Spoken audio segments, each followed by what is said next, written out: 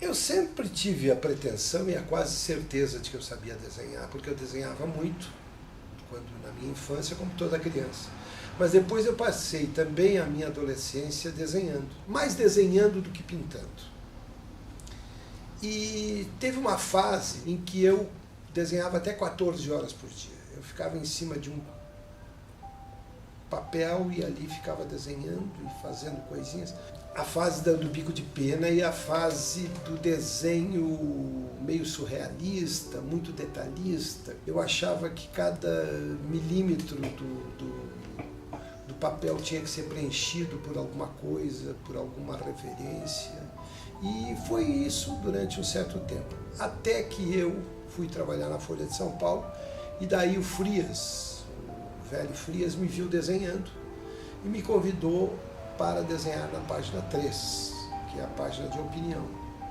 E eu então fazia todas as quartas-feiras, eu fazia aquela página, que era, eu ilustrava os artigos do Newton Rodrigues, que era um comentarista político que tinha na Folha naquela época. Ainda que eu continuasse escrevendo e preocupado com a minha atividade de jornalista e de crítico de música que eu fazia na época, ainda assim eu estava sempre preocupado com a pintura, estava sempre voltado para a pintura.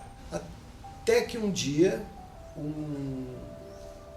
um pintor, João Rossi, que eu considero meu mestre, me viu, esteve na minha casa e viu alguns desenhos e perguntou quem fez esse desenho. Eu disse, fui eu. Ele disse, mas e por que você não pinta? Eu disse, eu não faço porque eu tenho medo. Ele disse, medo de quê? Eu digo, de nunca mais parar. E daí eu fui à casa dele, ele morava na Vila Sônia, e lá ele começou a me ensinar a fabricar aquarelas. Depois que eu fiz com cores fundamentais as aquarelas, eu de fato nunca mais parei de pintar. Aí eu realmente vi que eu tinha que pintar, tinha que desenhar todos os dias, pintar todos os dias, de alguma forma abordar a questão da pintura todos os dias.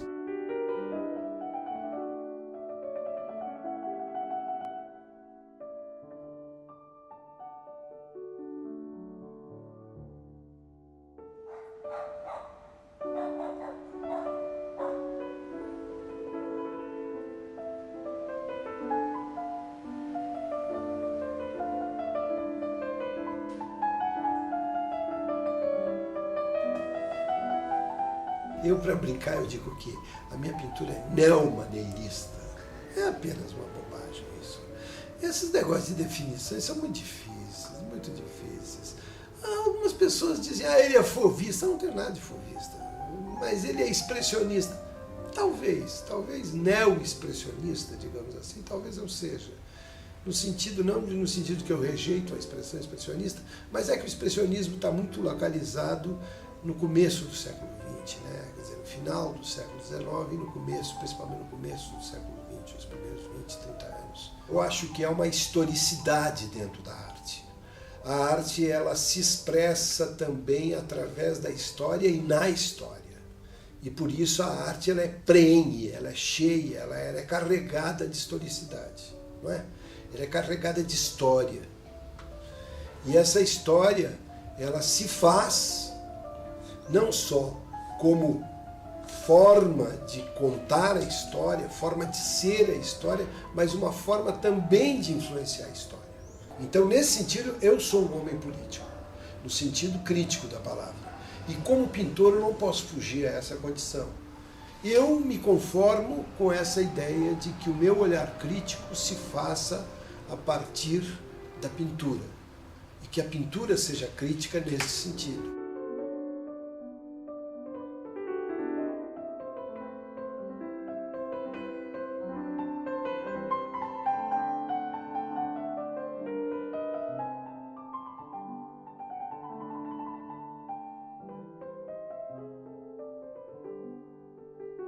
Eu estava pensando outro dia na minha gata. A minha gata é muito parecida comigo, porque ela também não fica muito dentro de casa, sai à noite, mas ela é plenamente libertária. E eu acho que o meu ateliê, independentemente do sentido libertário que ele tem, ele é muito compósito, quer dizer, eles são livros e desenhos e pinturas e todas essas coisas que, afinal de contas, fazem o ateliê de um artista. Né? Agora, um artista tem que pintar todos os dias. Se ele quiser progredir no seu trabalho, se ele quiser fazer alguma coisa de bom, ele tem que pintar, de qualquer maneira. Ele vai ter que pintar, vai ter que trabalhar. Eu acho que essa é a função inerente ao artista. Ele, estando bem disposto ou não, estando com dor de cabeça ou não, ele tem que pintar e tem que trabalhar. Eu pinto rotineiramente, como quem está cônscio de que o seu ofício tem que ser feito de forma absolutamente profissional. Claro que existe uma relação entre o artista e a sua vida, é claro que existe, isso é inegável, porque a arte é vida, e a vida nunca está satisfeita com o mundo que se tem, né? A verdadeira obra de arte, ela começa a se tornar autônoma em relação ao artista. É essa dimensão da obra de arte que sempre se faz, nesse sentido em que talvez o Michelangelo falava da cosa mentale, quer dizer, ela foge propriamente do artista, ela cria uma ruptura com o artista, ela fica independente do artista. Essa autonomia da obra de arte, essa autonomia da obra em si, é que estabelece esse diálogo crítico ao qual eu me referia quando falava sobre a minha relação com Gert Bornheim, ou minha relação com a filosofia, ou coisa desse tipo.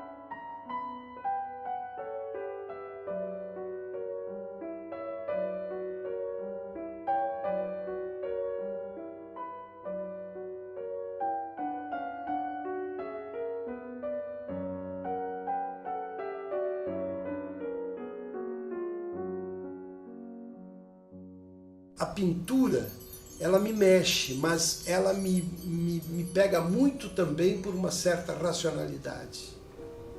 Eu acho que ela tem um trabalho de racionalidade muito grande, que poucas pessoas percebem, mas que eu muitas vezes percebo. Assim, de repente, quando me escapa a ideia de que eu estou pintando, de que eu sou agente, quando eu consigo me afastar, até quando a gente consegue se afastar de uma coisa que a gente está fazendo, que a gente mesmo está fazendo, mas até quando eu tenho essa experiência quase que esquizofrênica de uma ruptura entre eu e aquilo que eu fiz, até quando isso acontece, eu sinto uma racionalidade muito grande, de repente, na minha pintura.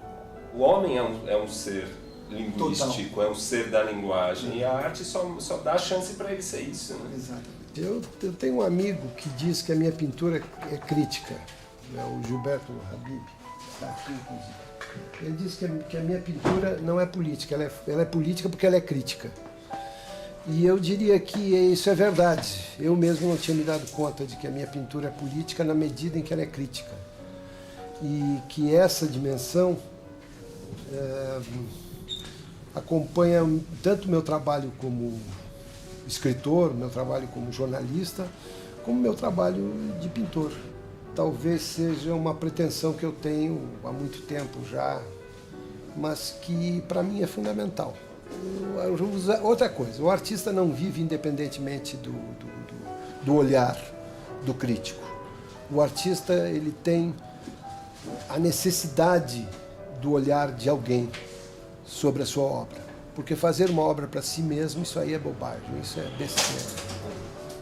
Isso não tem o menor sentido.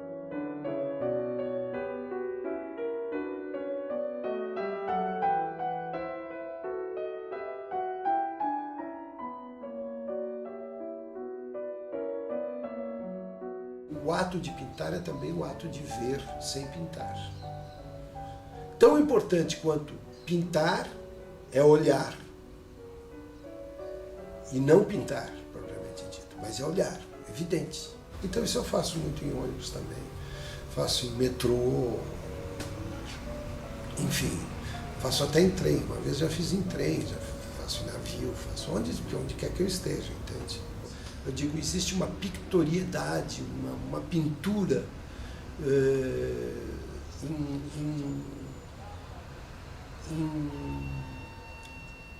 em potência em todas às cenas que a gente tem na vida.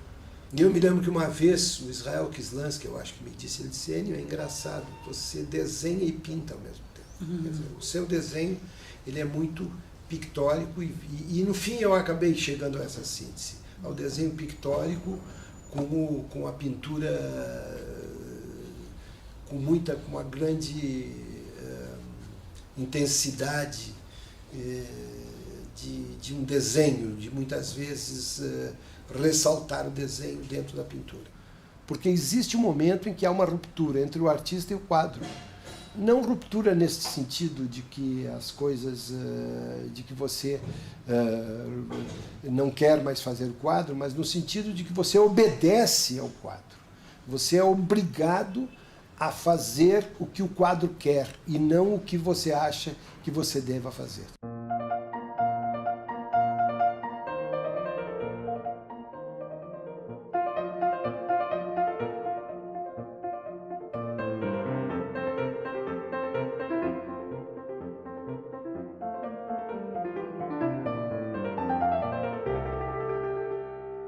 Eu acho que existem duas cidades. O Santo Agostinho se refere à cidade de Deus, dizendo que a cidade dos homens não é a cidade que se tem efetivamente, mas é aquela cidade que se tem como ideal. Eu tenho duas cidades. Uma cidade material, que é a cidade da minha vida, que é a cidade até dos meus sonhos, que é São Paulo, por mais estranho que pareça, porque São Paulo, à noite, realmente é uma cidade muito misteriosa, muito interessante, muito instigante.